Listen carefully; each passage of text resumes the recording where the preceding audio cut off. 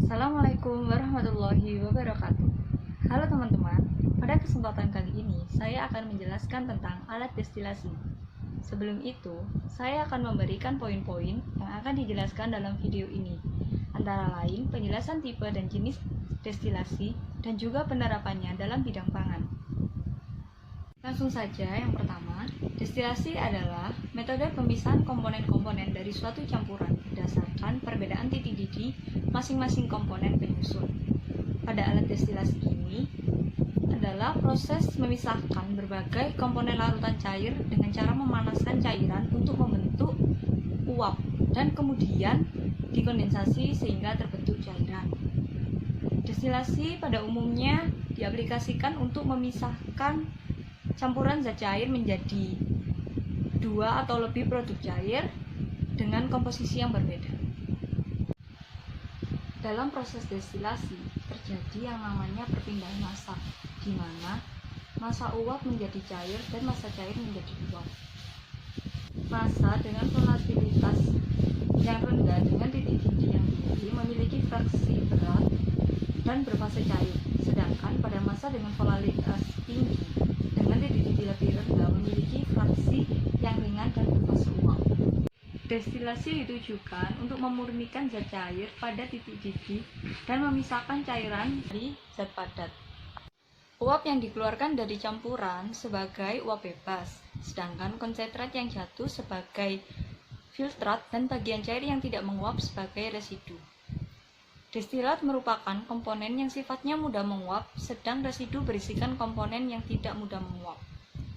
Keuntungan penggunaan destilasi antara lain alatnya sederhana, prosedur penggunaannya cukup mudah, dan tidak membutuhkan zat-zat kimia, yang berarti ramah lingkungan. Namun kekurangan dari destilasi ini sendiri yaitu boros energi. Kemudian sekarang masuk ke dalam tipe dan jenis destilasi. Berdasarkan jenisnya, destilasi dibagi menjadi destilasi batch dan destilasi kontinu. Destilasi batch adalah destilasi yang dilakukan dengan satu kali proses.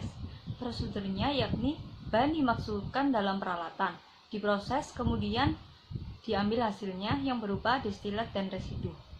Kemudian destilat kontinu merupakan destilasi yang sedang berlangsung di mana campuran cair secara terus-menerus dimasukkan ke dalam alat dan diproses dengan filtrat yang terpisah, kemudian dikeluarkan seiring berjalannya waktu selama proses berlangsung. Pada intinya, destilasi kontinu yaitu destilasi yang berjalan secara terus-menerus. Kemudian, berdasarkan tipe destilasi dibagi menjadi 5, yaitu destilasi sederhana, destilasi uap, destilasi vakum, destilasi fraksinasi, dan destilasi isotrop. Yang pertama yaitu destilasi sederhana. Destilasi ini umumnya digunakan dengan menaikkan suhu, tekanan uapnya berada di luar cairan atau tekanan atmosfer atau titik didih normal. Destilasi ini dilakukan pada tekanan atmosfer. Aplikasi destilasi sederhana digunakan untuk memisahkan campuran air dan alkohol, air dan NaCl, dan lain-lain. Yang kedua, destilasi uap. Destilasi ini digunakan pada campuran senyawa-senyawa yang memiliki titik didih mencapai 200 derajat Celcius atau lebih. Destilasi uap dapat menguapkan senyawa-senyawa ini dengan suhu mendekati 100 derajat Celcius dalam tekanan atmosfer menggunakan uap air atau mendidih.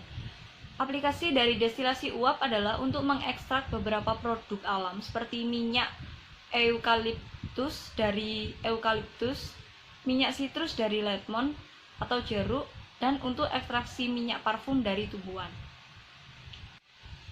Yang ketiga yaitu destilasi vakum. Destilasi vakum disebut juga destilasi dengan tekanan rendah untuk menjaga penguraian senyawa-senyawa organik yang rentan terhadap pemanasan. Metode destilasi ini tidak dapat digunakan pada pelarut dengan titik didih yang rendah jika kondensornya menggunakan air dingin, karena komponen yang menguap tidak dapat dikondensasi oleh air. Untuk mengurangi tekanan digunakan pompa vakum atau aspirator. Aspirator berfungsi sebagai penurun tekanan pada sistem destilasi vakum. Yang keempat adalah destilasi bertingkat. Destilasi bertingkat adalah proses pemisahan destilasi ke dalam bagian-bagian dengan titik didih makin lama makin tinggi. Destilasi bertingkat digunakan untuk memisahkan atau memurnikan senyawa zat cair yang titik didihnya tidak jauh berbeda. Perbedaan titik didih relatif kecil. Contoh pemisahan campuran metanol aseton, karbon tetraklorida toluene. Contohnya yaitu pemisahan campuran metanol aseton dan karbon tetraklorida toluene. Yang kelima, isotrop merupakan campuran dari dua atau lebih larutan kimia dengan perbandingan tertentu, di mana komposisi ini tetap atau tidak berubah dengan cara destilasi sederhana. Destilasi isotrop digunakan untuk campuran yang sulit dipisahkan melalui proses destilasi biasa karena membentuk isotrop di mana komposisi komponen di fase uap maupun cair tidak berubah lagi oleh pemanasan. Prosesnya dilakukan dengan penambahan extraneous mass separating agent yang dikenal sebagai entrainer. Prosesnya dilakukan dengan penambahan extraneous mass separating agent yang dikenal sebagai entrainer. Yang terakhir yaitu aplikasi destilasi. Destilasi biasanya diaplikasikan dalam bidang pangan, dalam perindustrian, untuk permurnian alkohol, pemisahan air dan metanol, pembuatan bir, industri petrokimia, proses filter, atau juga industri minyak wangi.